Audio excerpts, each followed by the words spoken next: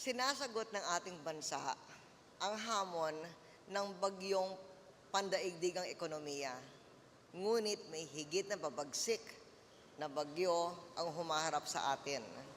The devastation of Mother Nature, accelerated by the mistreatment of the fragile environment by human beings all over the world. The long-term security and prosperity of our nation, and indeed the world, relies on coming to grips with the man-made devastation that is warming our planet.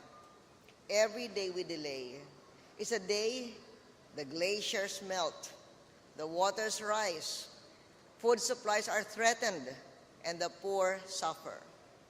That is why the Global Warming Summit in Copenhagen is vital for our nation, for the future of our children, and for the fate of the world. Let us pray that progress will be made at the summit. Ilang buwang lamang nakaraan, ang mga pag-asa para sa Copenhagen ay lumalabo. But today, developed and developing nations alike seem closer to assuming their burden and doing something positive about solving one of the great issues of our time. In recent weeks, we have been meeting with our Global Warming Task Force in preparation for the talks in Copenhagen.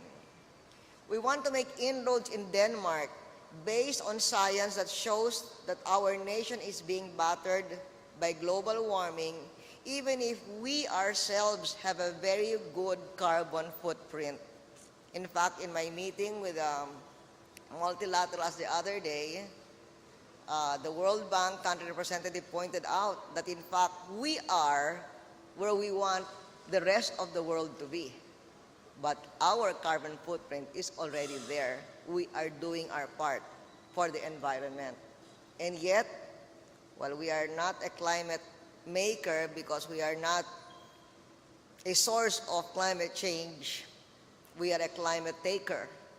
The typhoons are becoming more horrific, the rains more violent, the seas more savage.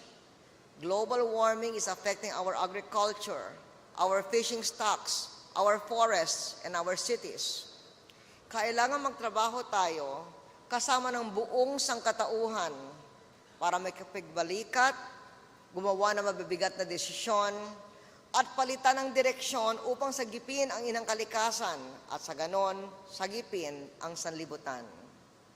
Pupunta tayo sa Copenhagen na may patunay kung paano ang pagpapalit ng klima ng mundo ay negatibong inaapektuhan ang Pilipinas. Gaya ng sinabi nating maraming beses na, the greatest human tragedy that will arise from climate change will be the migration that will be forced by sinking coastlines, and in some cases, such as Tuvalu and the Maldives, sinking countries. As more and more sites are rendered inhospitable to human life and economic activity, it is estimated that as many as 1 billion people may be affected globally. Kalahati sa kanila ay manggagaling sa Asia. Habang nagkakalat ang mga pamilya sa matataas na lugar sa iba't ibang bahagi ng mundo, climate change will spawn global change. Ito ay isang bagay na kailangan sama-samang tugunan ng mga bansa ng mundo. Bilang bansang may higit 7,000 pulo, ito ay bagay na malaking abala sa Pilipinas. Kailangan linawin natin ito sa mundo. Panahon na para mga bansa ng mga mundo ay angkinin ang ating mga tungkulin. Gaya ng sabi ko ang Pilipinas, inaangkin na natin ito, kaya nga maganda ang ating carbon footprint. Ang ating trabaho ay ipasulong at ipagtanggol ang interes ng Pilipinas.